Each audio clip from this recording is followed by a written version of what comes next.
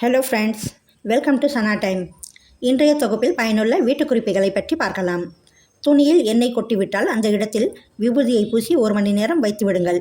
பிறகு சோப்பு போட்டு அலசினால் எண்ணெய் கரை இருந்த இடம் தெரியாமல் மறைந்துவிடும். காய்கறிகளை, கீரை வகைகளை வதக்குவதை விட கூட்டாக சமைத்தால் அதில் உள்ள சத்துக்கள் வீணாகாது.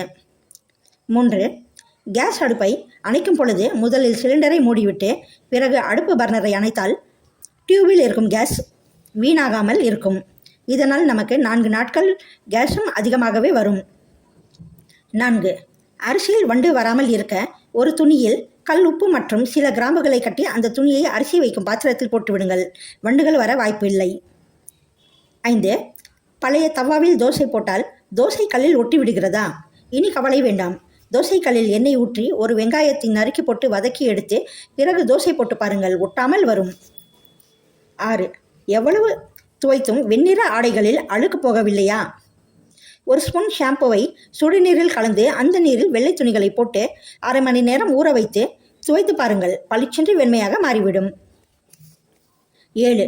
புது துணிகளையோ பட்டுப்புடவையையோ துவைக்கும் பொழுது ஊற போடும் பொழுது நீரில் 1 கரண்டி கல் உப்பு கலந்து துணிகளை நனைத்து துவைப்பதால் சாயம் போகாது.